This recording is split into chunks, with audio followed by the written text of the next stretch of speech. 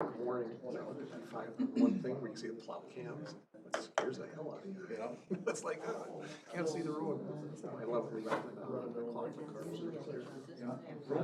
And where'd you go snowmobiling? No, we just drove to Wisconsin all across. It was like one of those Saturdays to make sure I was and stuff like that. I live in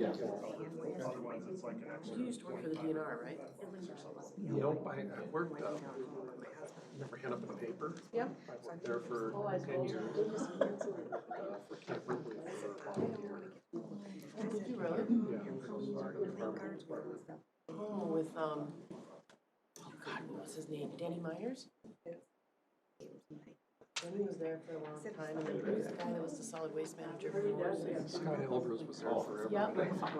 He's retired. Yeah, I was assistant solid waste manager for Morrison for 6 years. Okay. 92 to 98. Your wife's a doctor, right? Yeah. What's the wife's last name? It's different. No, it's Clinker. Is it? Yeah. Oh, okay. I think she had a different last name. Funny. For some reason, I thought you worked for the DNR. In high school and college, I lived in Brook State Park. I worked with the MPCA for a while. No, I was thinking the Little Falls office of the DNR. Clearly, I'm mistaken. Yeah, wasn't it? MPC is close to the DNR. Not in Little Falls. Not Little Falls, no. They're over by the bowling alley, I think, aren't they? DNR office, or it was at one time. I don't know if they are any longer, because the soil and water, I think, used to be in there too, and now they're in the building across, it's County Road 76, just across. Good morning and welcome to the 2022 organizational meeting of the Sherburne County Board of Commissioners. Would everybody please stand for a moment of silence and a pledge of allegiance?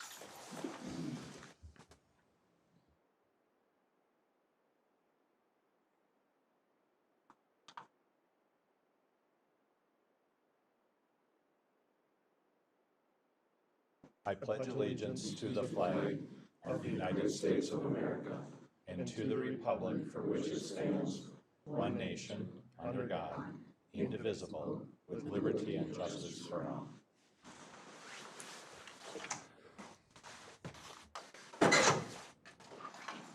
This morning's first order of business is to approve the regular agenda as proposed. Is there a motion to approve the agenda? I'll make that motion. Motion made by Commissioner Danielowski. Is there a second? Seconded by Commissioner Brandt. Are there any discussion? Seeing none, also please signify by saying aye. Aye. All opposed, nay. The agenda is approved. The second order of business is to elect the 2022 Chair of the Board of Commissioners. Is there a nomination for Chair? I nominate Commissioner Brandt. There's a nomination for Commissioner Brandt to serve as Chair. Are there any other nominations? Are there any other nominations? Seeing none, is there a motion to close nominations and by unanimous consent elect Commissioner Brandt Chair? So moved. Moved by Commissioner Dolan. Is there a second? Seconded by Commissioner Schmiesing. Is there any discussion? Seeing none, also please signify by saying aye. Aye. All those opposed, nay. Motion passes. Congratulations, Commissioner. You are now Chair.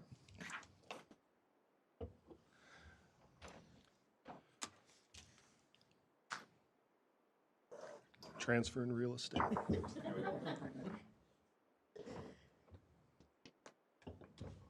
good morning, everyone. Our next agenda item is to elect our vice chair. Would anyone like to make a nomination for that position? I would nominate Commissioner Phobie. Is there a second? Do we second nominations, or do we ask for it 3 times? How we do this? Typically, you would ask for other nominations. Okay, so we have a nomination for Lisa Phobie. Is there how do you say that? Just, Any other nominations? Are there any other nominations? Is there any other nominations? Is there any other nominations? Seeing none, would we have a motion to approve?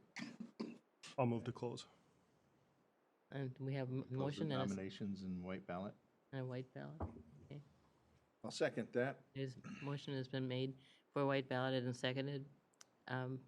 All those, so do we have, all those in favor say aye. Aye. Those opposed, nay. Motion passed. Okay. So Lisa will have to let her know. I'll send her a text. I can understand what happened to Lisa, but Barbara, you just sat through it. Thank you. Okay. So then, we can go on to the next consent agenda. I'll move the Anyone like to- consent I'll move the consent agenda as presented. Motion's been made to accept the consent agenda as presented. Any second? I'll second. Oh, there's a second. All those in, any discussion? Anyone? All those in favor say aye. Aye. Those opposed, nay. Consent agenda has been approved. Okay, now we can go on to our open forum. Is there anyone signed up for the open forum? Yes, Board Chair, we have Marlon Marquette of Princeton to speak on behalf of the vaccine mandate. Okay.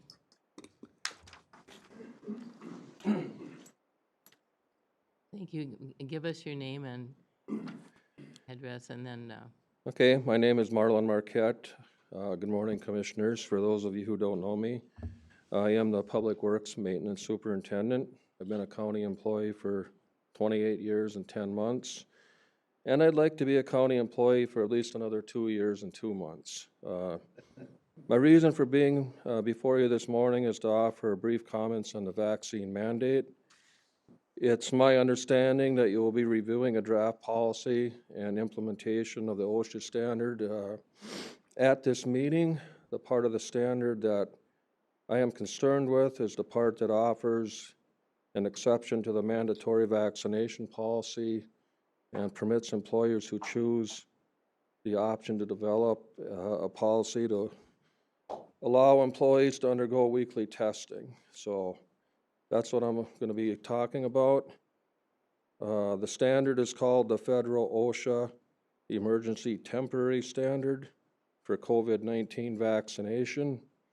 There's nothing temporary about an injection of this type into your body. It becomes less temporary the more injections that you receive. Testing and wearing a mask may be temporary, but the injection is not. So that's my first point. It's my opinion that any employee that chose to be vaccinated probably has done so by now. Those that have not have made that decision for a reason. There are valid reasons for choosing not to be vaccinated. The vaccines are not preventing fully vaccinated individuals from getting and transmitting COVID. I personally know of at least 11 people that are fully vaccinated and have since tested positive for COVID. I also know 30 people that are not vaccinated and have tested positive for COVID. The majority of those are experienced minimal symptoms and largely thought nothing of it. A couple did have more serious symptoms but fully recovered. I also know an individual that since becoming fully vaccinated has been experiencing increased fatigue, difficulty breathing, chest discomfort, and an irregular heartbeat. He had never experienced any of those symptoms before, and now since getting vaccinated, he is concerned for his future health. So there will be no unending series of boosters for him. I am not an anti-vaxxer by any means, but I do believe it should be an individual choice. In the United States of America, making the choice not to receive a largely untested potentially dangerous and ineffective vaccine should not result in people losing their jobs. So I came here this morning to strongly advocate that the Sherburne County Board adopt a policy that allows for weekly testing and not mandatory vaccination. Bruce often starts or ends his emails with a thought or a quote, so I will offer this. Natural immunity does not have a lobbyist in Washington, D.C., or a listing on the New York Stock Exchange. So I was a little bit more nervous than I thought I was going to be. Thank you for your time and attention, and have a great day. Well, thank you for sharing your thoughts. Is there anyone else? There is nobody else signed up, Board Okay. Chair. So then we can move on to announcements and correspondence with Bruce Neshold. Thanks, and just for board information, and Marlon, there's also a copy of the draft policy on the back table, and the draft policy prepared for staff does have the recommendation that there be an option for employees to test and mask. So Marlon, make sure you grab a copy when you leave, and if not, come grab mine, so. So for clarification on that, we as a county are not mandating vaccine. We are offering in this policy the opportunity to choose testing over the vaccination. And we have an item to discuss that later. Okay. Okay, we're a Yeah. little ahead of ourselves. Yeah, I just wanted to know from Marlon in case he needs to leave, so. All right, thank you. Yeah. Okay, just a couple of announcements for the board. First of all, reminder, Thursday at 9 a.m., we do have the annual legislative breakfast. It will be in the Maple Room. We are offering a video virtual participation just because of some of the COVID-19 issues. And Keisha is confirming attendance either virtually or in person. So we look forward to hosting that this year. Thank you for approving our legislative position at your last meeting in December. Second of all, in your packet is a flyer from Central Minnesota Council on Aging about a virtual training session coming up on accessory dwelling units and what their role may or may not be in communities. And I think, Lynn, you're going to have a staff person attend that, or hopefully we'll track that information. And then also there's a letter, and the sheriff is here, so just a note of congratulations. We did receive a letter from the Minnesota Board of Peace Officers Standards and Training, noting that the county has successfully completed its recent compliance review. So congratulations to the sheriff and the sheriff's office for that.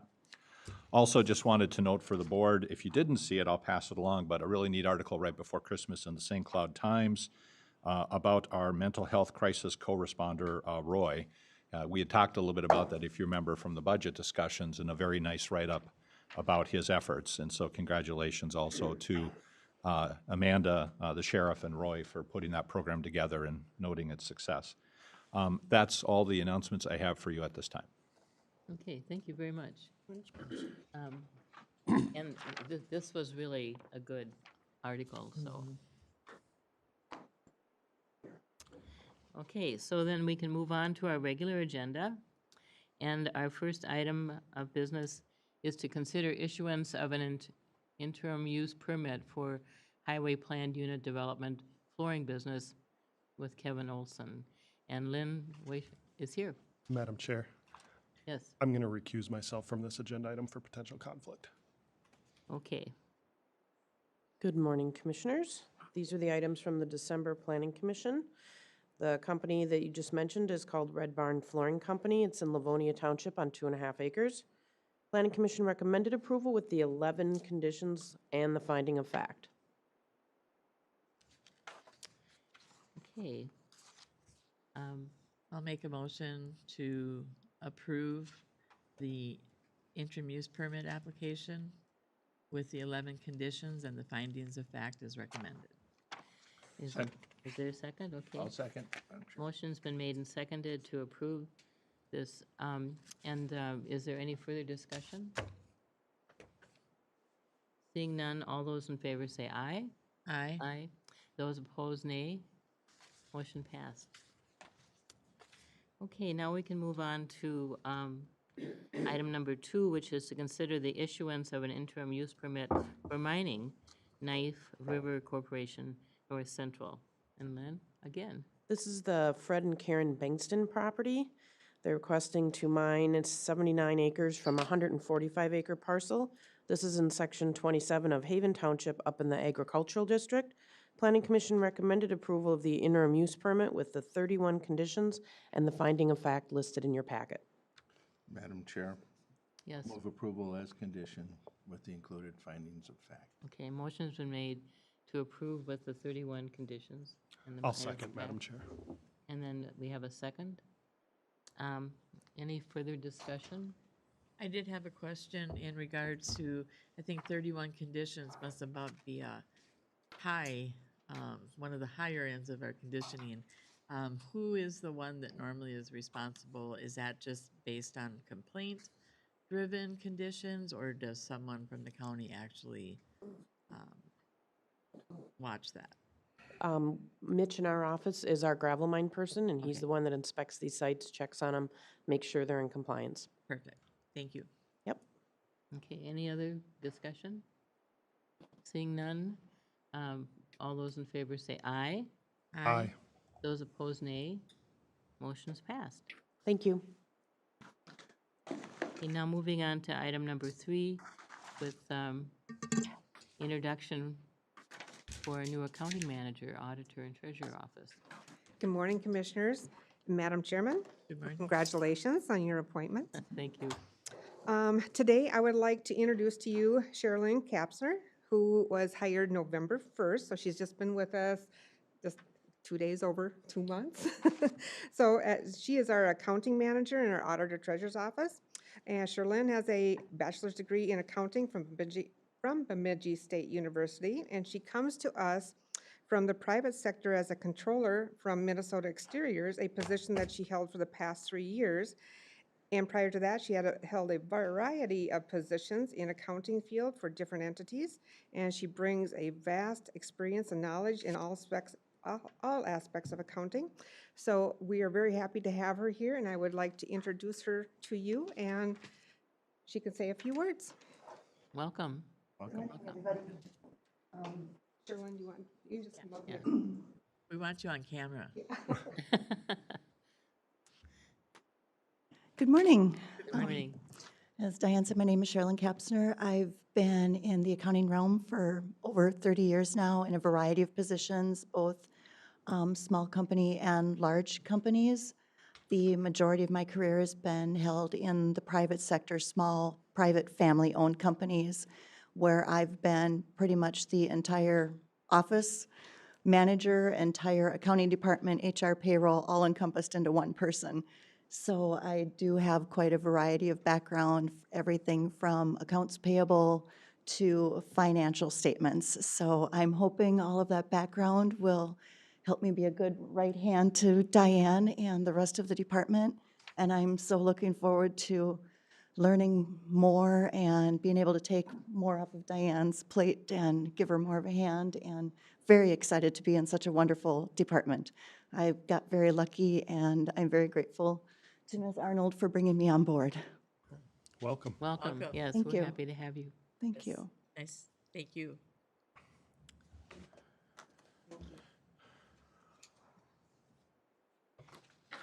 Okay.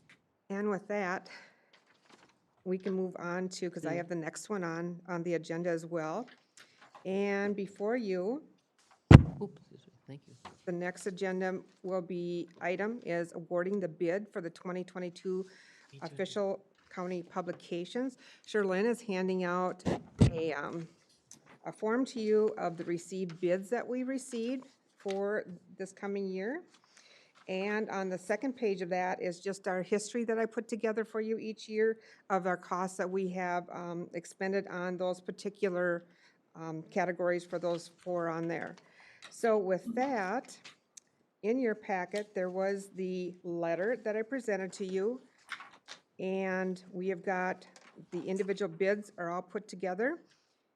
And we would like to go through the whole bidding process here that we've done, and everyone was compliant. We did our publications. Everything was followed as what we needed to do per statute, and these are the bids that were received as presented before you on the letter that was in your board packet. So at this time, I would like to entertain a motion to award the delinquent tax listing. That's the first one that's on your sheet. So, So we had the bid from Patriot News was, I'll just go down, it's $4 per inch. And the Elk River Star News was $3.75 per inch. I had a question. Yes, ma'am. Do we have a area that shows us how many people get each paper? Yeah, on the one that looks like this one here, it's got the publications on. Okay. That one has got down here the circulation in the county.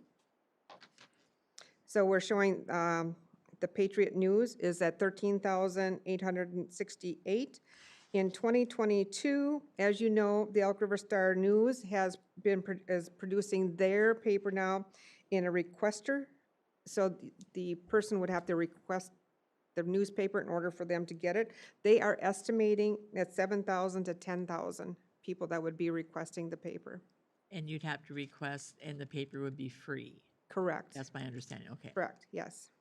So they don't know yet exactly how many. They don't know what the requests are going to be. You know, they've been coming in, they put notices out in their paper in different areas and stuff for people to be able to sign up. There was a form or a card that you could actually fill yeah, out and and send in. actually, they're going to be in the mail Yes, as Yep. opposed to, Yep, they'll be in the mail. yeah. yeah, and that's the same way the Patriot comes to, is by mail. Correct. Oh, I Correct. didn't know that. Yep. Madam Chair, I'd make a motion to award the delinquent tax list to the low bidder, which is the Elk River Star News. Okay, there's a motion made to approve and award the bid to the Elk River Star News. Is there a second? I'll second that, Madam Chair.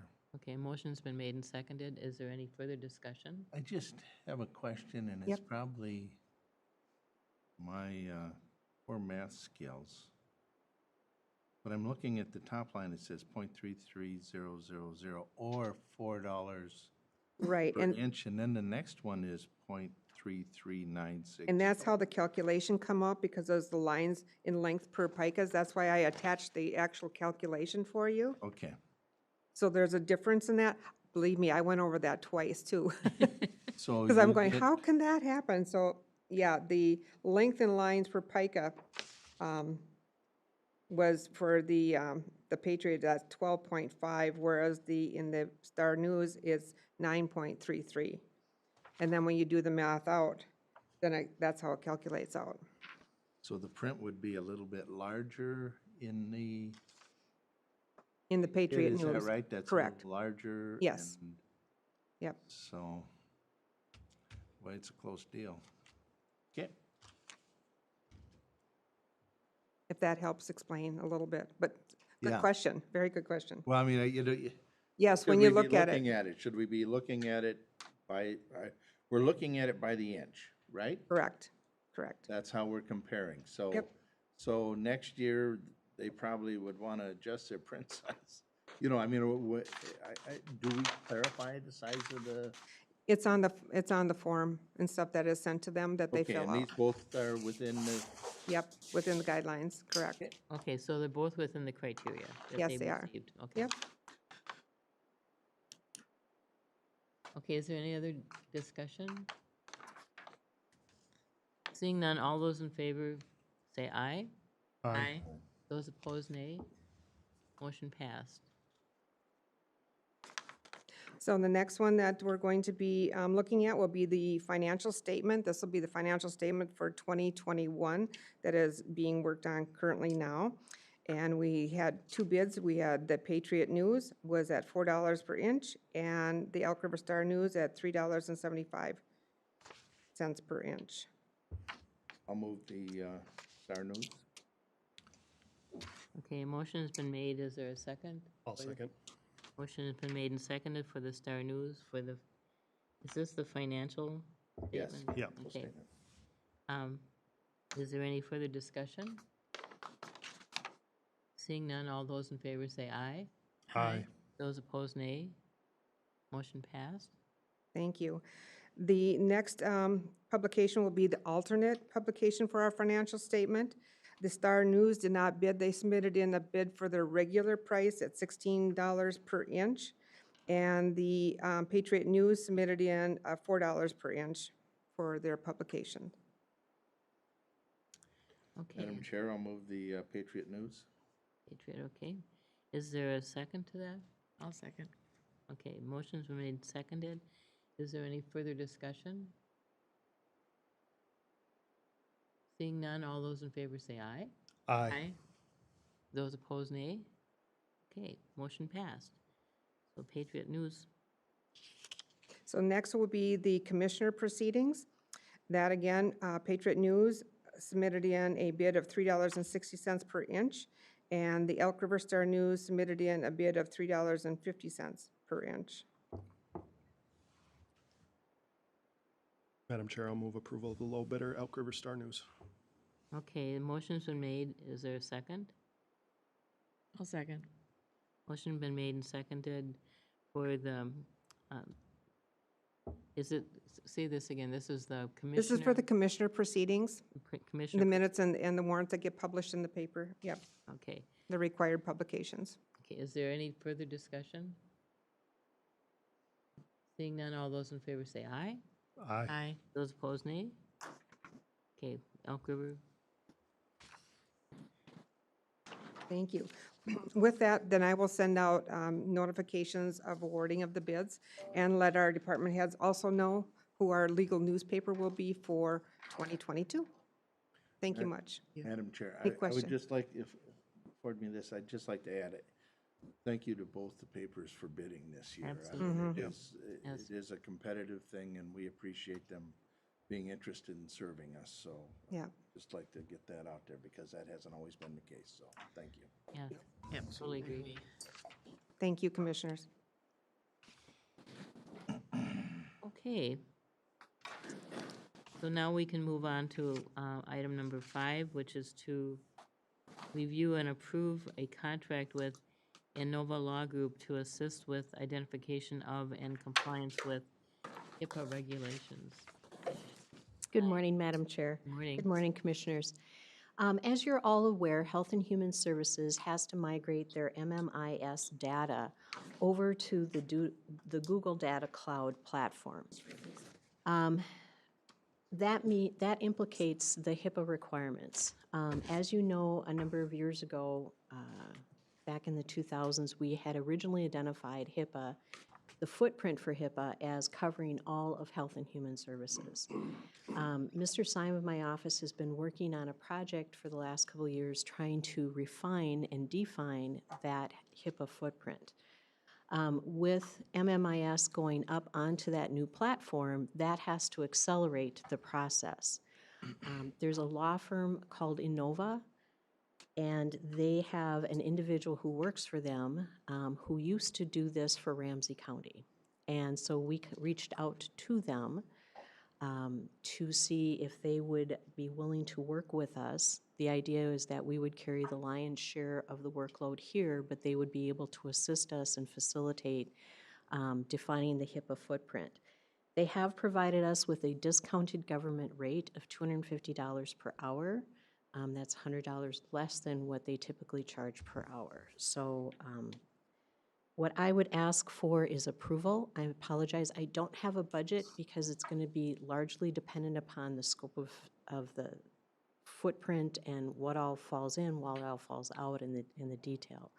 The first $5,000 of that will be coming out of my budget. I do have it budgeted.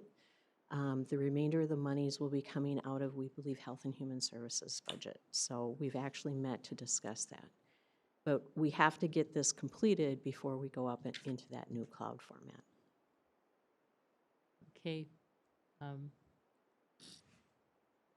I just had one question of curiosity. I know the state of Minnesota has privacy laws that are somewhat more restrictive than HIPAA, but they don't cover all issues, and I don't know if they cover this topic. I mean, but I was just curious if that is also included in this, or if that's not an issue for this particular aspect of HIPAA that we're looking at?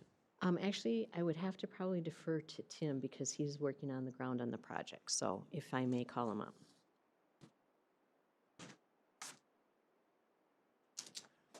Madam Chair, it's something we will have to deal with as we become more, I hate to use this term, innovative in how we're storing our data and so on. So part of this long-term is to have a relationship with an outside firm who can lend some expertise on those issues too. Okay. The immediate issue is to reduce the size of our HIPAA footprint. Back in the early 2000s when HIPAA was first adopted, everybody just said, well, we'll just put, whole departments here. Mm-hmm. A number of counties throughout the state have been struggling with trying to analyze what their HIPAA footprint really should be. So the data privacy laws we have in Minnesota apply, HIPAA applies, other regulations apply. They are layers upon layers. The intent is to remove one of those layers where we don't need it to be. That's the immediate need here. Yeah, well, thank you, because I know from experience that can be very difficult, so. It would be nice to have a little expertise Yeah. and people who've been through this before. Yeah. Madam Chair, this will be in regards to clients in health and social services, not employees, right? That is correct, sir. Yeah. I would make a motion to approve the contract with Innova Law Group to assist with the HIPAA data practices evaluation in health and human services, and authorize the county attorney to sign the subject retainer agreement. Okay, motion's been made. Is there a second? I'll second, Madam Chair. Motion's been made and seconded. Is there any further discussion? Seeing none, all those in favor say aye. Aye. Those opposed, nay. Motion passed.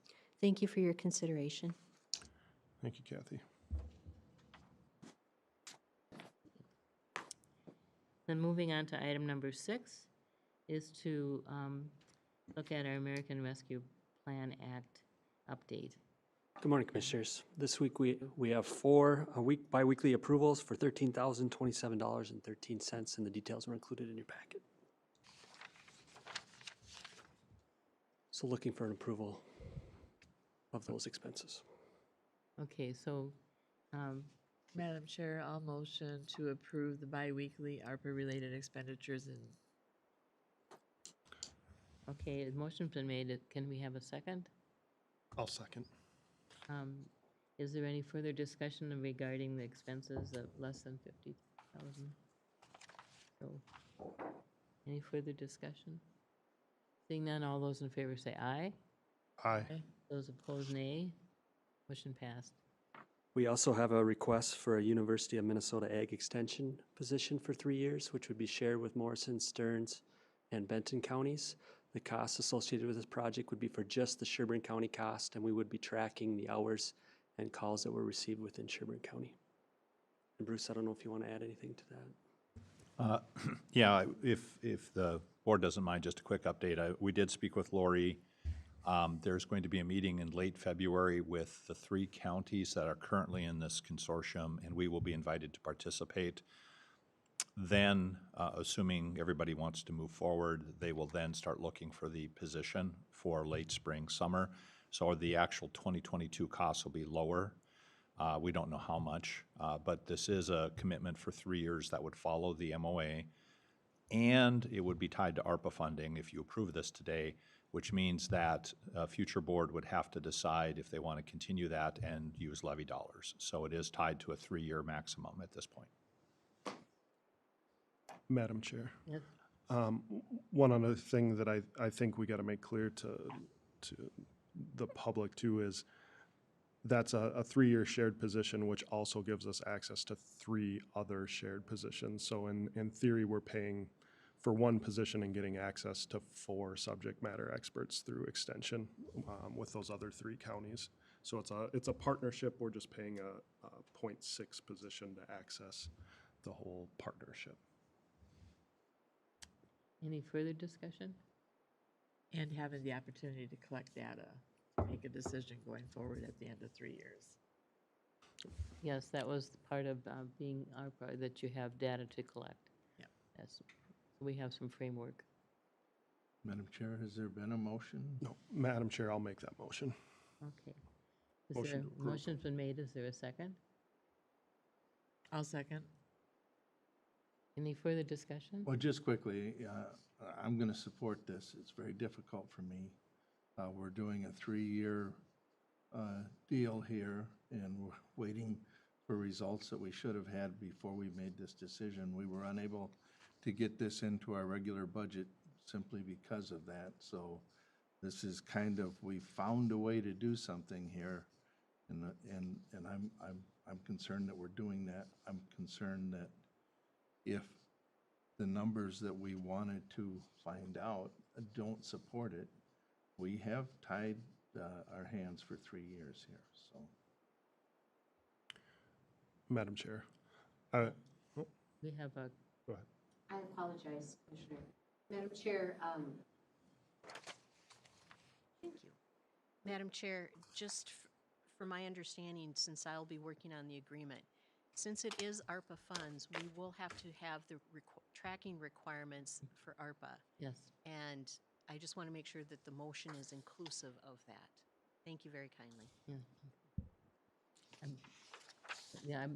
I believe that would be part of the motion because it's a simple requirement.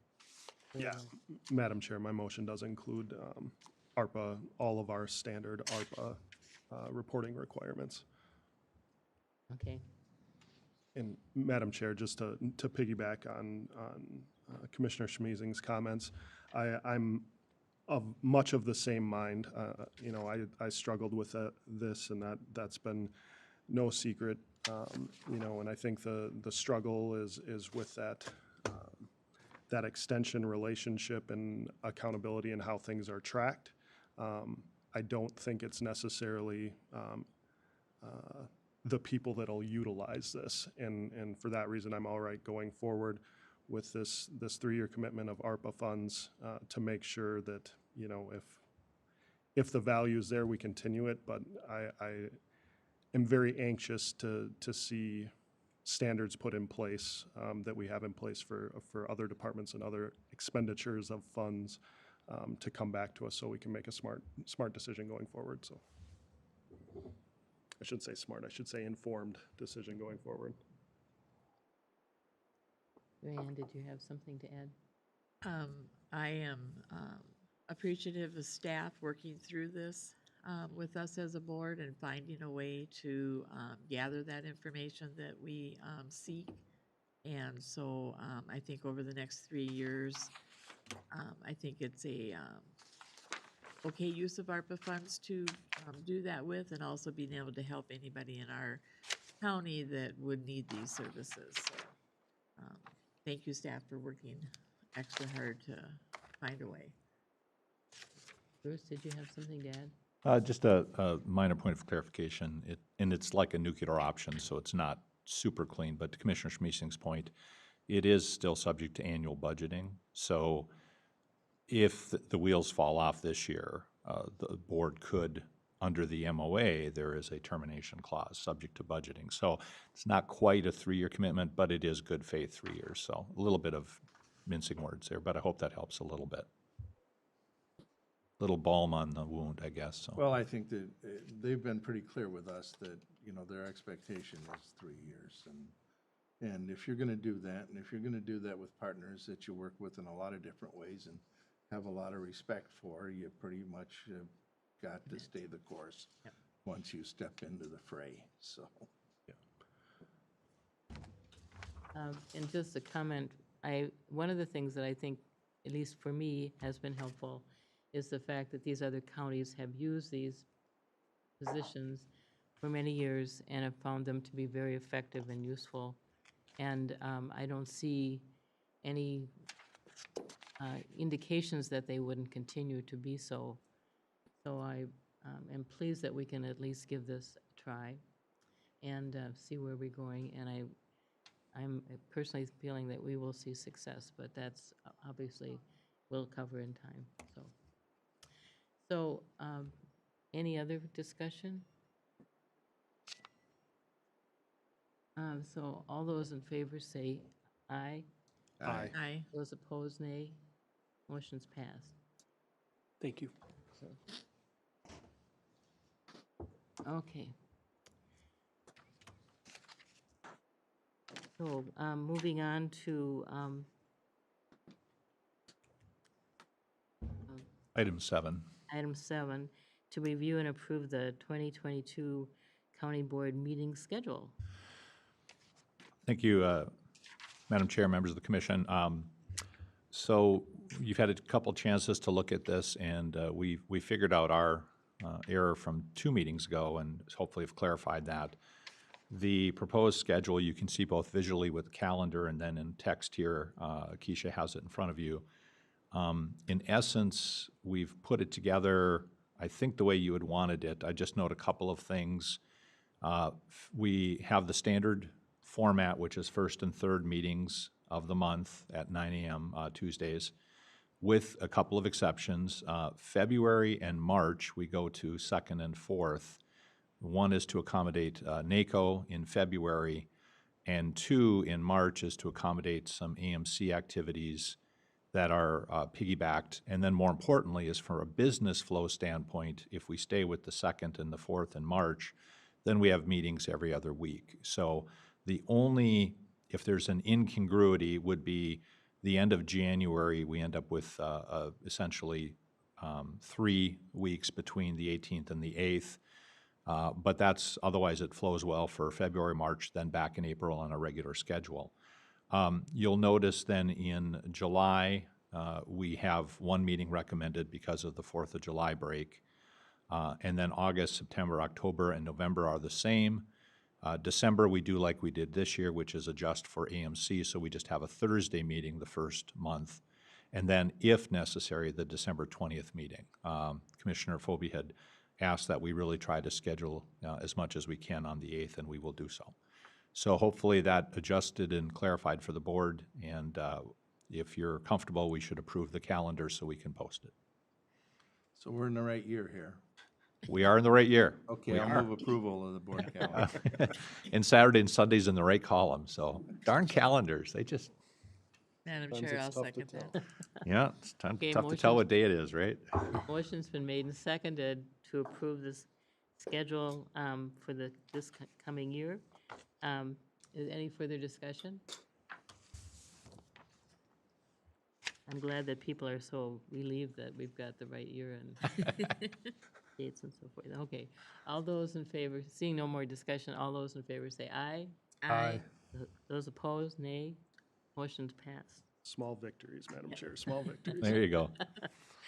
Okay, and so now we can continue on to item number 8, which is to review and approve the 2022 committee assignments.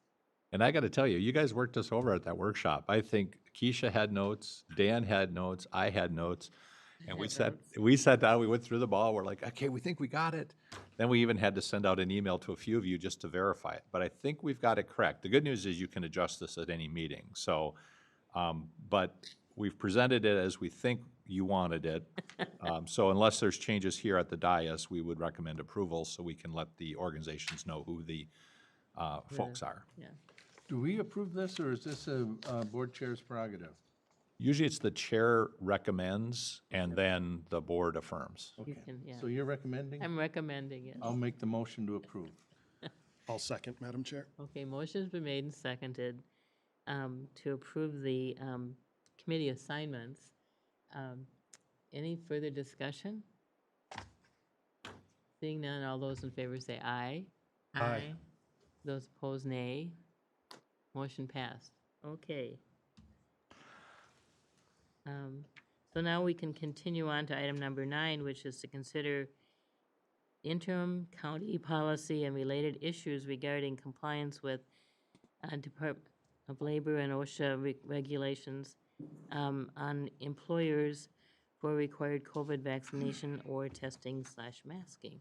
And I think we're going to invert this a little bit for you just because it's been such a fast-moving target. So if the board's comfortable, I'm going to start a couple comments. And I'm actually going to reverse the 3 topics in your RBA. So we'll start with kind of the environment, then ask the county attorney to discuss some things we're seeing on the legal front, and then come back specifically to the policy, because this has been honed down even since Thursday, since we published the RBA. I would ask that the board recognize also with us today, in addition to Tammy and Kathy and I, is Ben, who is here also to help. Ben has been working overtime to help us put this policy in place, and Emily is sitting next to him. So you've got the brain trust here. And this is just an amazing moving target, and both at the same time is frustrating, but also very vexing to figure out what's happening. And that's why I'll start with the environment. And I did share with you the polling that at your request we were able to do with AMC. So here's how the world looks at this point. The federal stuff we understand, it's a federal mandate. It's going to the Supreme Court on Friday.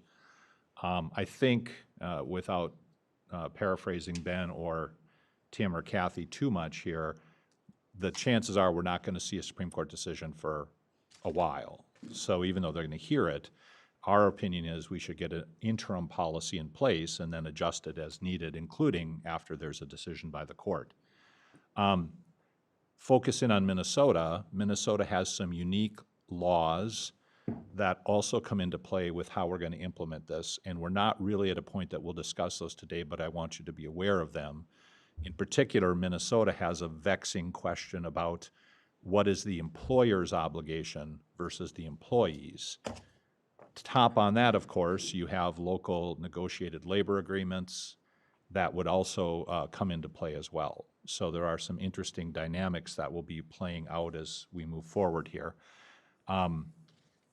Then I think the other comment would be that this is probably the next 6 months is going to feel like the first 6 months of COVID. We're going to be back to you quite a bit on this as long as this federal mandate is active. And that's when it runs. It's a 6-month emergency testing standard, or temporary standard, excuse me. So we're looking at a world of about 6 months.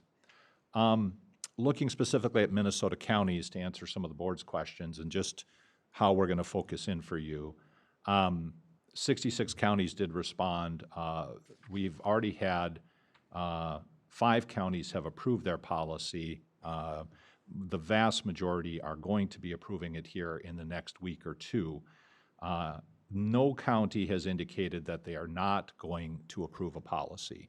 The only counties that did are those that are under 100, so it doesn't apply to them, or those that are maybe waiting a little longer to see if anything changes at OSHA, at the Supreme Court, within the next week or two. But none of them have said we're not going to do this. And that was, I think, good news for knowing where we are in relationship to our counterparts. There is some discussion about good faith movement, which is adopting the policy and indicating that we're moving forward. The next question then was the requirement to begin collecting vaccination status of employees. And again, the vast majority of the counties are already starting it or will be starting it very soon. There is 1 or 2 counties that have indicated they're not sure that they are going to or how to do it or have to do it, but everybody's kind of working through that at this point. And then the question that came up, and you heard Marlon raise it, as of today, 56 of 60 counties that responded are planning on offering the weekly testing and masking alternative. Surprisingly to me, 4 counties indicated they are not going to. They're just going to implement a vaccination mandate, which you have heard, some private businesses have done that. The federal government did that. But the vast majority of counties are, as we're recommending to you, planning on allowing an alternative for those employees that are not vaccinated and choose not to be vaccinated. A couple of questions that we'd like to kick down the road is how we would implement that testing alternative and who would pay for it. We're trying to find out a little bit more about the Minnesota laws and how they may obligate us to pay. Tammy's been collecting information from our healthcare provider. You've seen how difficult it is to get testing anyhow. So we need to bring this back to you, including how we're going to manage it if you approve it today, and how we're going to pay for it. So that's a to be determined. Similarly, I did ask the question whether counties were pursuing for employees an incentive to get vaccinated. Very few counties have done so, 3, and I believe those 3 are Ramsey, Hennepin, and Washington County. So the vast majority of counties are not making a decision at this time, and so again, unless the board wants to spend a lot of time on today, we would recommend that be deferred. So what that distills down to, I think, for today, and we'll come back to the policy, is adopting a policy that is compliant with the federal ETS and indicating today whether or not you want to include in that policy the weekly testing masking alternative for our employees. With that, I'll pause for any questions for me. If not, the next piece would be to go to question number 2 in your RBA, and that is a little bit of the flavor of what we're seeing from the federal and the state in terms of the imposition on us, not only of the testing standard, but also perhaps of a vaccination requirement. And I'll defer to the county attorney to discuss that. But first, I'll see if you have any questions about the environment that we're in. Okay, seeing none, then I'll ask the county attorney to weigh in here real quick. Madam Chair, Commissioners, just for your edification, as you know, I'm legal counsel for Soil and Water. And I saw my first agreement come through from the Minnesota Pollution Control Agency with Soil and Water that provided for the collection, the vaccination status, or in the alternative, the testing requirement. And that's coming through a grant agreement. So we're going to be watching for those requirements here so that you can be made aware of that if you so elect to do so. I'm also being told that a contract for the Department of Ag also had those requirements. So again, we're monitoring those requirements coming down from both the state and federal government conditioned on money. So I don't know if you have any questions. And please note, those are pass-through requirements that will go, if we get the money and then we contract with somebody else, it goes down. So. Yeah, my assumption would be then if we, like Soil and Water has grant funding, that the language in that contract would reflect the mandates at the federal level, and that we would have to follow that as opposed to altering it somewhat with the testing that we're looking at. Right, if we accept the money, we accept the terms. Yes, yeah, okay. So we're always watching for those tails in terms of what obligations come with money that the county board is going to make sure that we have. It's within your guidelines. It's within your. Yeah. Okay. So, Madam Chair. Yeah. For clarification, then, what you have seen come through is mirroring what we are looking at possibly adopting here. It goes a little bit further. It talks about, right now, basically, we're looking at implementing, I should probably defer to Tammy on this one, but it goes a little bit further in terms of making sure that we have not only the information on the vaccination, but if we're vaccinated, or so there's some additional requirements. But as they come through, we'll let you know. All right, thank you. And just because it may come up on Thursday, what we're watching in particular is the federal mandate that anybody with a federal contract would have to follow the federal rules, which do not have a testing option. That is being stayed by the courts right now. But if that changes, that may or may not impact future federal contracts. It may or may not come back to us with existing federal contracts. Plus, we'll have to watch the state legislature to see if the state of Minnesota adopts a more onerous standard as well. All of this is simply to say, so much of this is beyond our control. This is not a county board making a lot of discretionary decisions. These are federal standards and state requirements that we're starting to see. And the environment, again, is going to be moving and changing over the next 6 months, we anticipate. Madam Chair. Yes, go ahead. I mean, that is what is just extremely frustrating about this, is that, they haven't settled this and on a federal or state level, and they are pushing it down on us and forcing us to make decisions that we really are not in a position to make and shouldn't have to make. So this whole thing, I really appreciated Marlon's comments. I think for myself here, we as a board have a responsibility to follow the law. So we, as much as I'd like to say, tell them to go to hell, we'll do it our way. I'm not in that position to do that. And I think if this board is not in that position, and we would put all of our employees and our constituents at risk for significant damage to do that. So we need to do something. I think that we want to move as slowly and deliberately as we possibly can here. I think we have to have the utmost consideration for our employees and their privacy. We talk about HIPAA, we talk about people not having to give up their health information, and yet we are going to be pushing that.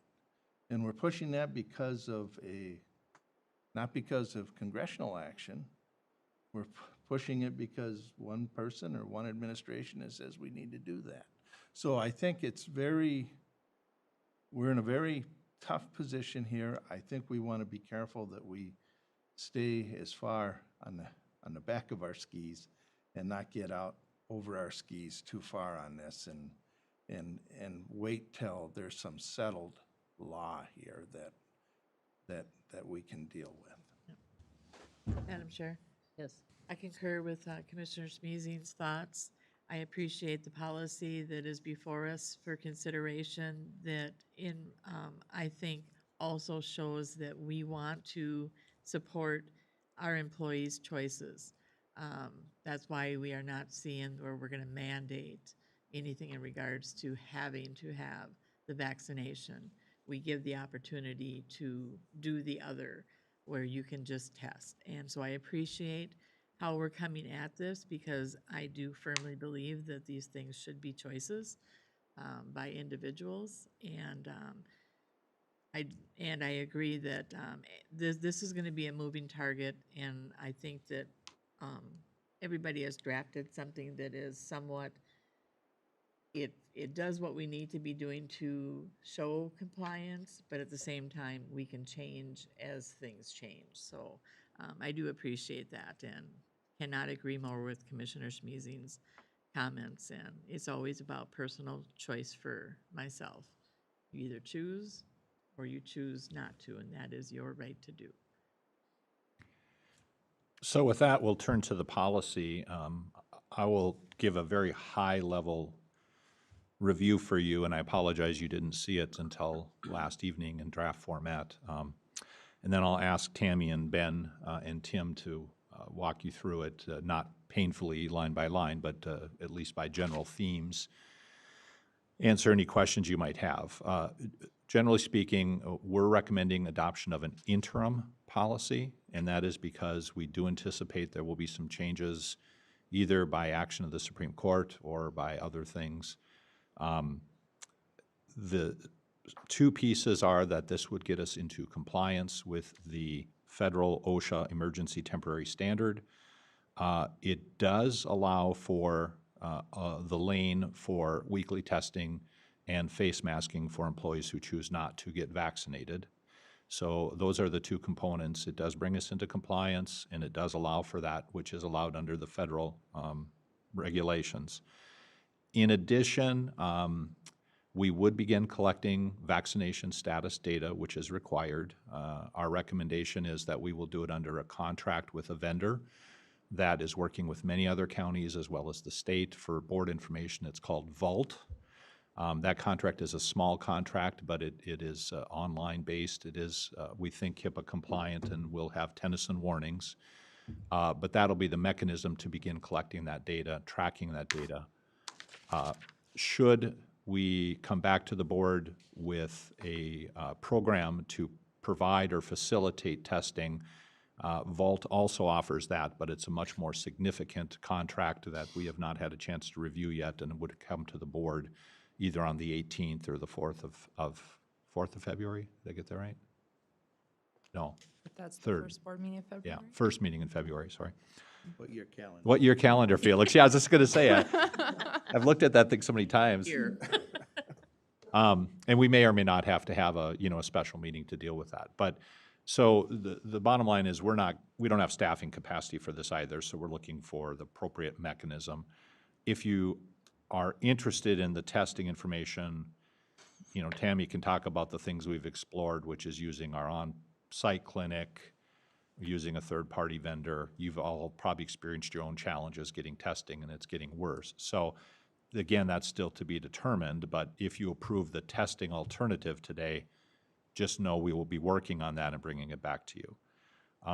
So those are the two major components of this, is compliance and data collection, and then facilitating in policy a testing alternative for employees that we will then have to build between now and February. With that, if I didn't miss any of this overall arching things, Tammy's going to fill in some of the details, and then whether or not you want to hear from Ben or Tim or answer questions, we'll let Tammy start here. Thank you. And I think Bruce gave a great overview. I don't know that I would add any additional detail. I think at this point I would open up for questions that perhaps for myself or our legal counsel could assist you with.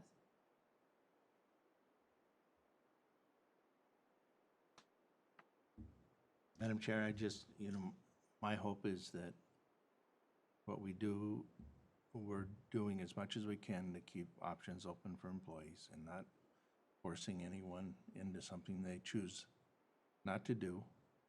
And then I also want us to be as conservative moving forward with policy as we possibly can. And I think we also need to recognize that depending on what the outcomes are in the courts, we may be able to drop this into the wastebasket ultimately, and I think that we should be thinking and be prepared to do that, should that be the case. I want it understood that what we're doing now is we're accommodating the law, and we will always accommodate the law. But if we are not forced through a mandate or a legal situation, we are not going to go down the lane of forcing our employees to do anything. Madam Chair. Yes. And I'll piggyback on some of my colleagues' comments here. I mean, the reason we're looking at this right now is because we've been given a deadline to look at this. As Felix said, we're as with many things, it's handed down to us. We do what we have to meet the minimum standards, so we're in compliance with the law. The fact of the matter is that if this board thought there was value in this type of policy, we would have undertaken it on our own a long time ago. And the fact that, we waited this long until, the 10th, when we have to have this policy in place and we're mandated by law to start collecting that information, I think that says something. But as Felix stated, there's been other things in front of this board of a similar tone, and we've always looked out for our taxpayers and the people that would feel the implications if we were to defy those laws. And we have to look at that as a global decision within the county. So I agree with my colleagues in saying, we'll meet the thresholds that we're required to by law and in the contracts that come through our hands. It's an interim policy, which we're going to have to revisit in 2 weeks, and then revisit 2 weeks after that, and then continue to monitor the courts and see what we have to do. But I think, I don't want to speak for the entire board, but the feeling I get is we want to be as unobtrusive, intrusive to our employees as possible, while keeping our noses clean for taxpayers as a whole. Madam Chair, and like I said, I concur with everybody that has spoke so far in regards to how we are going to get ready to vote here. And definitely when the federal government holds over your head with not complying, that means you're going to lose a lot of federal funding dollars and grant opportunities, and that is not going to put us in a good position either. So I do like that we are doing the best we can, providing opportunities for our employees to follow what their choice would be. And so that was my comments. Okay. So when we were looking at a board action, are we just looking at the policy approval? The suggested motion is to approve the policy, the interim policy as presented. Is there any further discussion, or can we go ahead and have a? We don't have a motion in a second, Yeah, so. so that would, I didn't know if you had any further discussion. So If the board approves this, I just have one closing comment. Thank you, Chair. oh, okay. And so if you'd Madam like. Chair, I'll make the motion. Madam Chair, I will second. Motion's been made and seconded to approve the item brought forward here with the language that's in, to approve the interim county policy. Is that the, okay. Any further discussion? Seeing none, all those in favor say aye. Aye. Aye. Those opposed, nay. Okay, thank you. Go ahead. Thank you for your leadership. It was important that we set the tone and tenor today. Just a couple of quick follow-ons that you'll be aware of. We will be working today and tomorrow on our communication to our employees, as well as external communication. So Dave Unzi's here, obviously, and taking copious mental notes on how we're going to frame this, because it is important that we communicate this correctly. Mm-hmm. In addition, because this will potentially create a little bit of an incongruity, because we'll have people from the public still coming in our facility, and now we'll have employees putting a lot more of these on. I am planning on just putting a face masking is recommended signs on the door. They will not be intrusive. We're not recommending at this time the board go back to a face mask required, but at least we want to be somewhat respectful that we will have employees saying, well, why do I have to do this and our guests don't? We have a lot of separation in place. I don't think it'll be intrusive, but we'll work on some appropriate signage for our facilities. We can also revisit that once we have a little more gelling from the Supreme Court. But at this point, we are not recommending changing how we interface with our customers. Madam Chair. Yes. Quick question. I just want to be clear, this policy doesn't begin to be enforced other than the data collection until February 9th, correct? For those employees who, and this is in the policy, for those employees who do not share with us their vaccination status, they will be considered unvaccinated, and the masking begins for them on January 10th. The testing option does not start until February 9th. Okay. Madam Chair, the recommendation that people wear masks, where's that coming from that we would put on the door? So it's a staff recommendation, and that's why I wanted to raise it if you feel strongly. What we're a little concerned about is we may have a number of employees who will come to us and say, well, I have to wear a mask, but the visitors coming in don't. And we don't want to go back to a mandate, but we can say encouraged. You've seen them on businesses, just masking is encouraged. That was our thought. If your feedback today is hold off on that, we can sure do that. But our thinking was an appropriate sign on the door saying we would encourage people to consider masking. Tammy, do you want to jump in any more than our thoughts on that? So. No, I think the discussion yesterday was visitors. I mean, it would be clear that it was visitors only. Yeah. Madam Chair, and maybe I didn't interpret, I'm a little confused about the implementation of the required masking versus the required. Right, so maybe I can ask Ben to jump up and address that for you real quick. Since Yeah, I'm just the implementation point. Yep. No, and that's good. I mean, that's why we wanted to spend time, because I don't want any. Right, and I might have misinterpreted, misread the policy, so. Good morning, Madam Chair, Commissioners. The way the OSHA ETS works is full implementation actually was supposed to take place December 4th, but with everything being delayed by the Court of Sixth Circuit decision, they put a stay on everything, put a stay on enforcement until January 10th. So everything except for the testing portion of the ETS comes into effect January 10th. That includes masking for those who are not vaccinated. So if somebody hasn't gotten their full vaccination dose, they are not considered fully vaccinated. It has to be 2 weeks after your second dose of a 2-dose shot or first dose, your only dose of the single-dose shot. So 2 weeks after that, you're considered fully vaccinated. And at that point, you don't have to mask. But everyone else, it comes into effect the day that we implement the policy. And Madam Chair, I just wanted to also reiterate that I don't want to see us lose any employees through this process. And that's why it was so important for myself, at least, not speaking for the rest of the board, to provide an alternative opportunity. So that's just my 2 cents. I don't want to see us lose anybody. We are working our hardest to work through this. And as Commissioner Smeezing said, something is being forced upon us to do. And so, yeah, hang in there with us. Well, and I think, again, I really appreciate the messaging, especially not necessarily the back of the skis, but as slow as we can, but as fast as we must. So I like that because that's how we will approach this.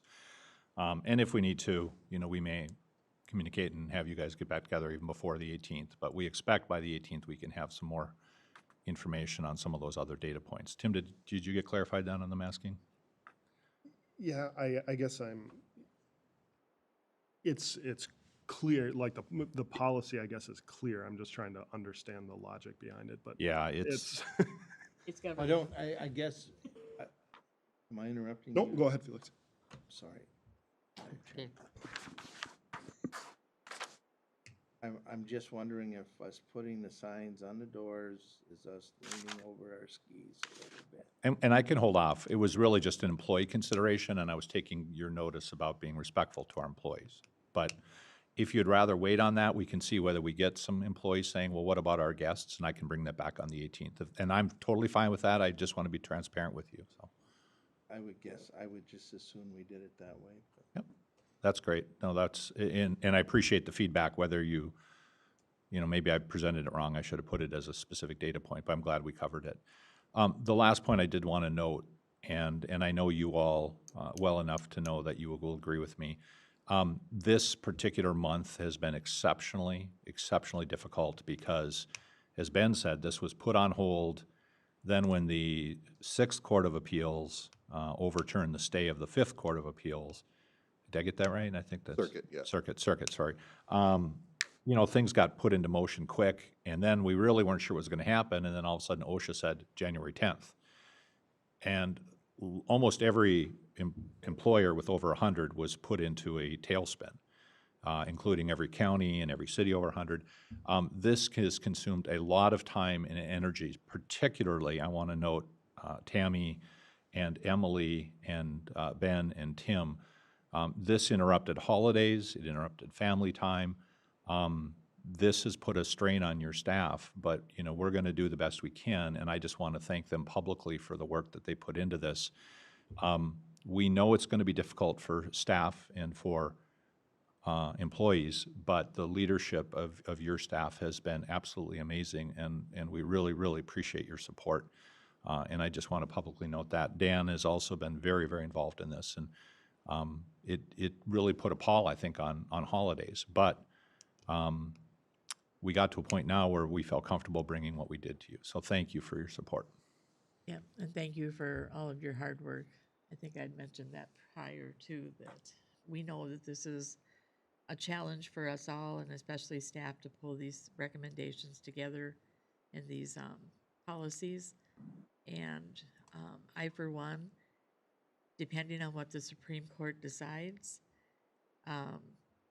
hopefully if they decide to strike it down, I'll be more than happy to be part of an emergency meeting to come back to the dais and put a period on that, so.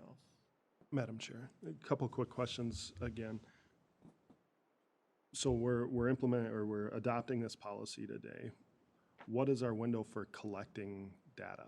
Like, how long do we have, are we giving staff to report? I mean, my understanding is we don't even have the solution stood up to collect that data yet.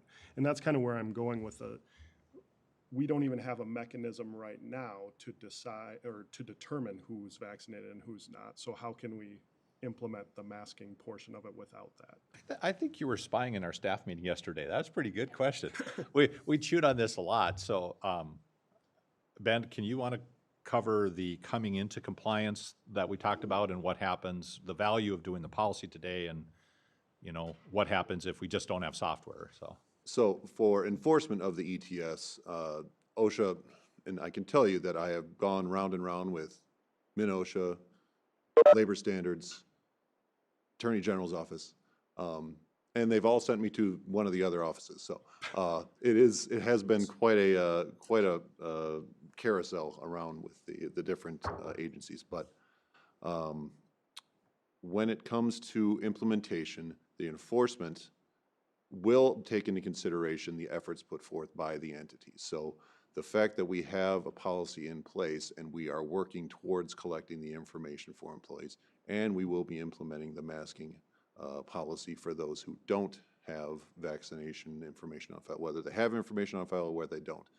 If somebody's not considered vaccinated, and we are requiring masking for those employees, and we are enforcing the CDC guidelines for quarantining, the fact that we are taking positive steps towards compliance will go a long way when it comes to whether or not we receive a fine or from anyone like MIN-OSHA.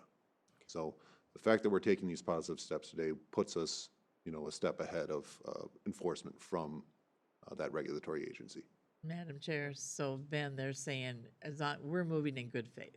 Yes. Is basically what we're doing. And as long as they see that we're moving in good faith. Yeah. They normally understand. We're not going to be the only ones that are going to be experiencing these issues. Right, and I think Bruce made clear that there are a number of organizations that are a little behind, and honestly, when I got off the phone with MIN-OSHA, they were like, well, we're just waiting for the Supreme Court to come to a decision. So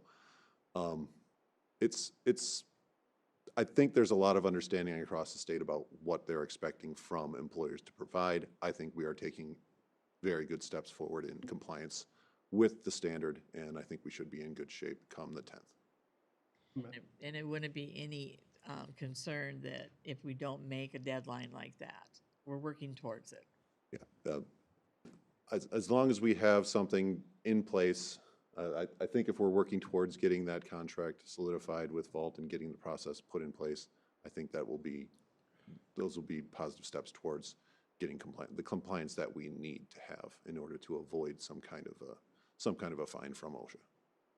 Madam Chair, or go ahead, Felix. Well, I mean, you've all been put in a terrible spot, and some of us that are maybe a little more political than others, we have probably some significant passion about what goes on and what happens here, and hopefully when we're passionate and talking to you, you understand that this certainly is not a personal issue with the job that you folks have been charged with and have no choice but to do. So, and we know that, and sometimes we might feel like we got a little sharp edge to us, but really we're pretty round and soft.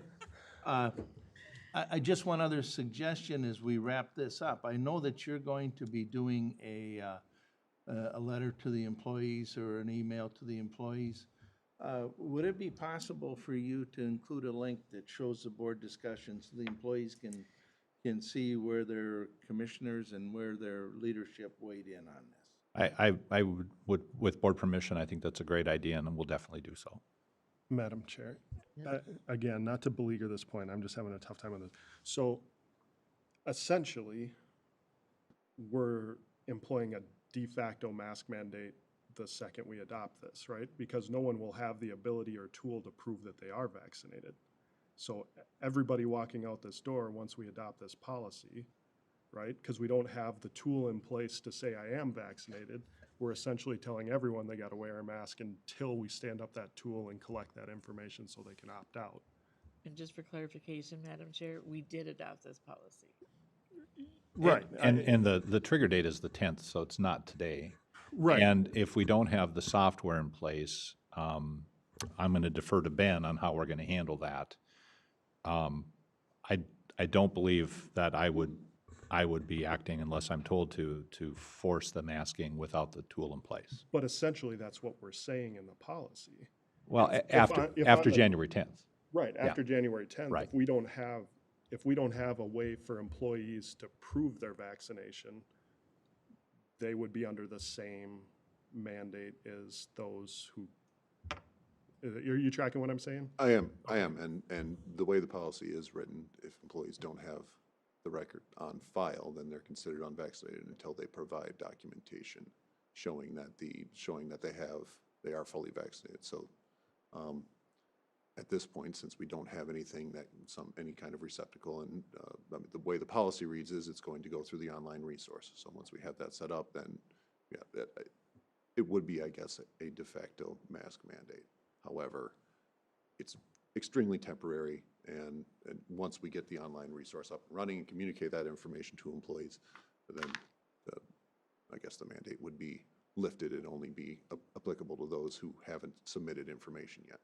Okay. We shouldn't, Madam Chair, do we have to do the mandate prior to being ready to accommodate the, I mean, if that's going to be up and running at some point, wouldn't that be the time to implement? Well, the enforcement of the masking portion could start as soon as January 10th, so. Could start. Yeah. Does it have to?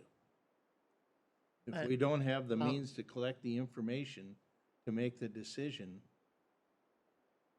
I would say we would wait until we have the tool. And I guess my position on it would be to avoid any possibility of receiving some kind of agency action would to be start compliance with the masking requirements of the ETS as soon as January 10th. So in layperson's term, here's the way I look at it. If you look at the 3 boxes that OSHA might look at, do you have a policy? Check. Do you have a way to collect the data? Either check or no check. If you don't have the data, are you doing masking? Check or no check. So if we don't have the data collection, we're not in compliance. But if we've done the masking, then at least we've said to them, hey, until we get the data, we've done 1 and 3. And Madam Chair, in regards to the collection of the data, and I'm not a fan that this is something that's being mandated onto us either, but it's my understanding that anybody that has chosen to get vaccinated has a card, and they for sure, I'm sure, are going to be more than happy to present that card to show that they're vaccinated. Yeah, and there are other ways, if vault falls apart, there are other mechanisms to do it. Some counties are just having people email copies of their cards. So we just think this is the cleanest, and we think we can get pretty close by the 10th, so. All right. So just, what is the process that you think is the cleanest? Because do people enter their own information to this? Yeah. Yeah, so they're going to get a secure, I'm sorry, I cut you off, did you? I just wanted to know if they're supposed to send email to Right. their. So how Vault works yeah, is what you're yeah. asking. Tammy, do you want to try? You've got the best info on Vault. I can.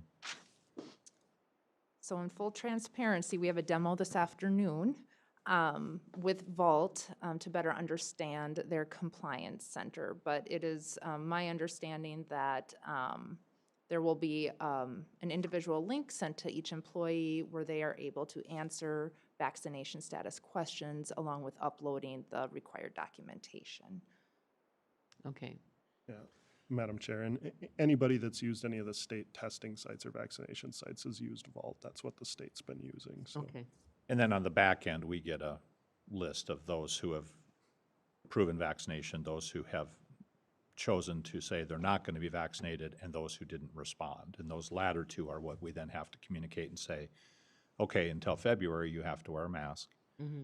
And then after February 9th, then we'll hopefully have a testing protocol in place.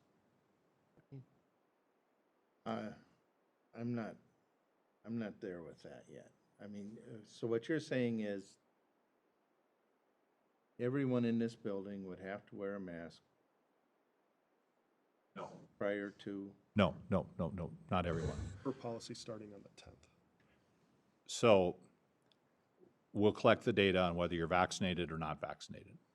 Those who are vaccinated and are fully vaccinated do not have to wear masks. Those who say, I'm not vaccinated, would have to start masking. if you choose not to answer, you are considered unvaccinated as well and will be asked to wear a mask. So you'll have three populations, those who are vaccinated, those who are not vaccinated, and those who have not declared. Commissioner Schmeezing, is your question if we're not up and running by the 10th, if all employees would be required? I don't know if this is an area, Ben, could we research a little bit just to see what would be the requirement if we're not up and running on the 10th? I guess I'd like to take some time, maybe. Yeah. Vault has told me they can turn this function on very quickly. However, I was hopeful to have an agreement last week, and I still don't yet. So we're doing the best we can, but I hope we're ready by the 10th, but I can't commit to that today. But I do feel And like this might be an area to research more. We can dig some more and then communicate with you on that. Well, I mean, if we aren't ready, I don't think that we should be forcing people to wear masks if we aren't ready. And so maybe they submit on their own. I don't know, and I'm not even comfortable with that. But Right. I don't think I don't want to be in a position where we say, put your mask on. We're not ready yet.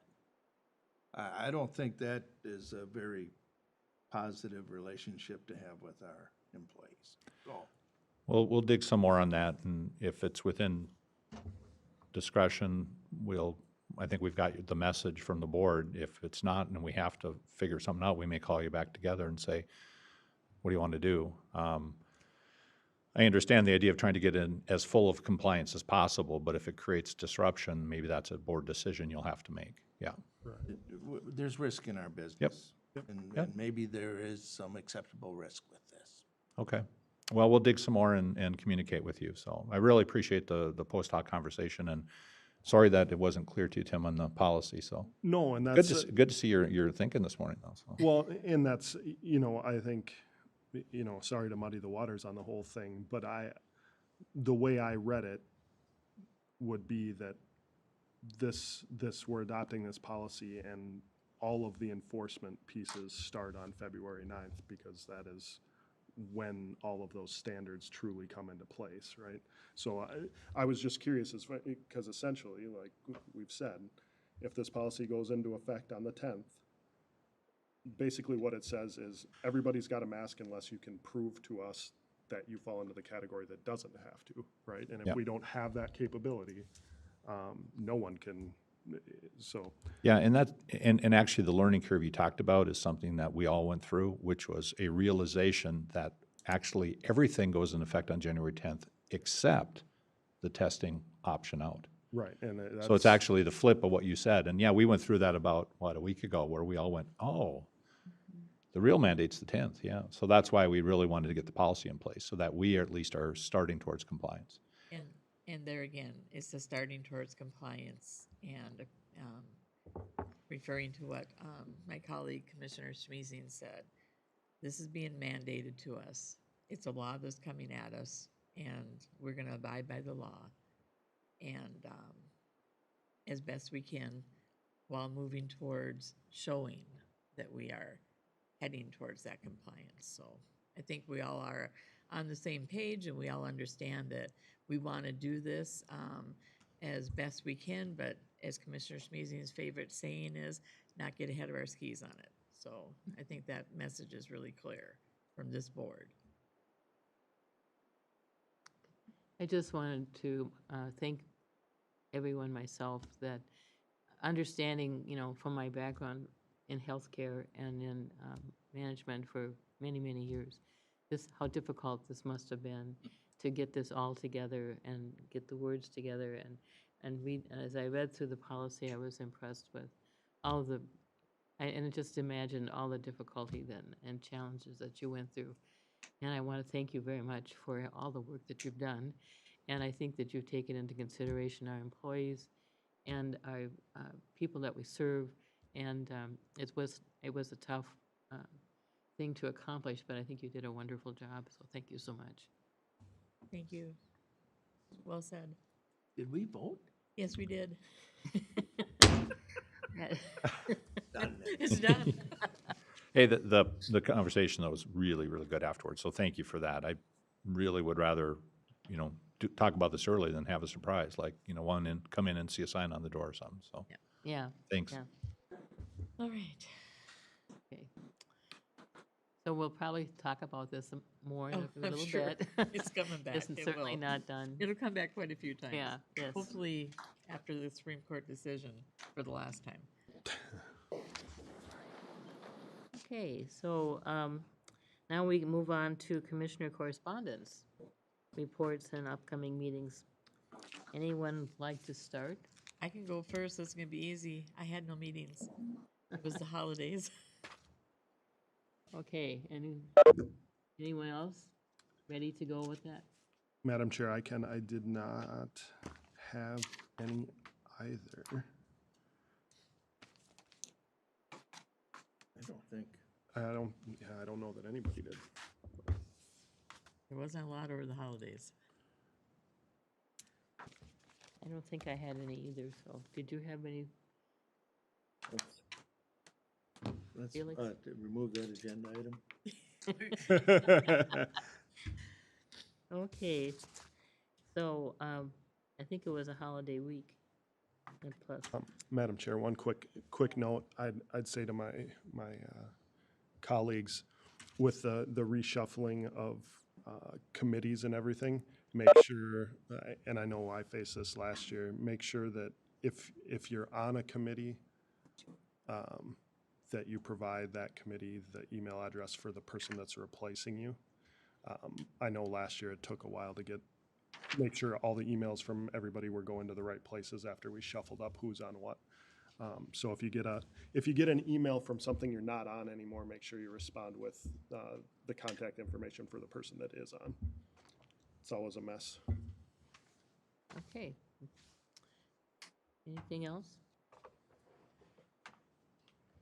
If not, we can adjourn our regular meeting and open Housing and Redevelopment Authority meeting. And our first item is election of 2022 officers for the Housing and Redevelopment Authority. And Bruce has that. Yeah, thank you, Madam Chair, members of the commission. The recommendation from staff and past practice has been that the board chair and vice chair serve as the chair and vice chair of the Housing and Redevelopment Authority.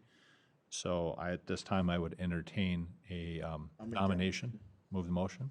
Okay, motion's been made to elect the 2022 officers for Housing and Redevelopment, the same as for 2022 committee. Madam Chair, I'll second. Okay, motion's been made and seconded. Any more discussion? If not, all those in favor say aye. Aye. Those opposed, nay. Motion's passed. Now we can move on to approval of minutes for the January 5th, 2021 HRA annual meeting. Move the minutes. Well, motion's been made to approve. Is there a second? I'll second. Second has been made. Any discussion? Seeing none, all those in favor say aye. Aye. Aye. Those opposed, nay. Motion passed. Okay, now we move on to review and approve the 2022 Housing Redevelopment Authority meeting schedule. Bruce? We recommend the same meeting schedule as the regular meeting of the Board of Commissioners. Therefore, you can have HRA meetings as needed on the same date and time. Okay. And we got the right year on this one, too. So. Madam Chair, I'll move approval of the presented calendar. Okay, motion's been made. Is there a second? I'll second. Give it to Ann. And, okay. Motion's been made and seconded. Any discussion? Seeing none, all those in favor say aye. Aye. Those opposed, nay. Motion's passed. I did have a quick comment on this one. Now that we have someone on board that their role is to be more involved in housing and such, is this something that we are looking to get a little more active on than what we've been in the past with our yearly meetings? That's a good question. If you're okay, I'll have Dan and Amanda and I sit down. Really, the HRA is typically more of the economic side of it. And I think Amanda's person is focusing a little more on the public side, but maybe we can marry the two up for you. Yeah? All right. Thank you. I think in this, it'd be good for the county to possibly have a better blanket over the whole county as to how our housing and redevelopment processes are working? Well, maybe at a minimum, sounds like we should have a workshop with all the staff in the same room with you, yeah. Okay. Thank you. Thank And you. also that, like, in-service or what do you call it about the housing that Council on Aging is offering out is, I think, something, it's online, and I think it's something to consider looking at, because I know Council on Aging has talked about that topic off and on for a bit, and it does offer some insight into housing for certain populations that we have in our communities that would be good to consider and see what kinds of services we might have available for them. Are you talking about the ADU workshop? Is that what Yeah. you're talking about? Mhm. Okay. Yeah. I just wanted to make sure I was. Yep. I'm just glad they're calling them ADUs and not what they called them a few years ago, right? Yes. What were they called? Granny pods. Granny pods, yeah, so. Yeah, I never liked that term. Well, given my mother-in-law lives with us, I'm also with you on that, so. Yeah. It's like stick grandma out in the backyard, in the driveway in the Minnesota winter. It's called Grandma. preserve your inheritance. Some of those ADUs are nicer than the houses they're at, though. It's really amazing, some of the technology, so. As long as an ADU isn't considered a fish house, or a fish house could be an ADU. Okay, so moving on to number 4, set the next annual meeting for Housing and Redevelopment Authority. And again, the requirement is that you set the next annual meeting, which would be the next organizational meeting in 2023. Yeah, 2023, so I'll move it. is that, do we have a date? Is that the Same as this meeting, first. first Tuesday Tuesday rather before than the- okay, January 3rd, 2023. okay. Okay, motion, and you made that motion? I'll Willie? second. I made the Okay. motion. Okay, is there a second? I'll second. Okay, any further discussion? Hearing none, all those in favor say aye. Aye. Aye. Those opposed, nay. Motion is passed. Okay, nothing else for our housing, so we can adjourn Housing and Redevelopment Authority meeting, and we can open our Regional Rail Authority meeting. And our first item is the election of 2022 officers for the Regional Rail Authority. I move they be the same officers as the county board. Motion's made to approve this election of officers, same as we did for the county board. I'll second. There's a second. Any further discussion? Seeing none, all those in favor say aye. Aye. Those opposed, nay. Motion passed. I'll move the board minutes. Okay, Felix approves the board minutes. I'll You guys second. want some, you're gonna have to hurry. A second for that? Yes. Okay, we have a motion made and seconded. Any further discussion? Seeing none, all those in favor say aye. Aye. Those opposed, nay. Motion is passed. So now we can move on to item 3, which is to review and establish the 2022 Regional Rail Authority meeting schedule. Bruce? Same. I'll move approval. Tuesday meeting of January 2023. Actually, that's the next item. This Yeah, is that's the approve the calendar, calendar. so the meeting schedule. I'll second. Okay. I feel the same way. Okay, so we have the motion has been made and seconded. Is there any further discussion? Seeing none, all those in favor say aye. Aye. Those opposed, nay. Motion passed. So now we can move on to item number 4, to set the next annual meeting for the Regional Rail Authority. Madam Chair, I move to set the annual meeting for the first Tuesday in January 2023. Thank you. Is there a second? I'll second. Motion's been made and seconded. Any further discussion? Seeing none, all those in favor say aye. Aye. Those opposed, nay. Motion passed. Well, we are now at the point where we can adjourn the Regional Rail Authority meeting. Meeting is over. We're all done. Nice job, Madam Chair. Look at that, we're ahead of schedule. Are we? Looking Set- forward to good things from you. Setting a dangerous precedent. Yes, 11:10 is when we were supposed to. yes. And after a very Yeah, I suppose we could have talked more, but. Thank you, everyone.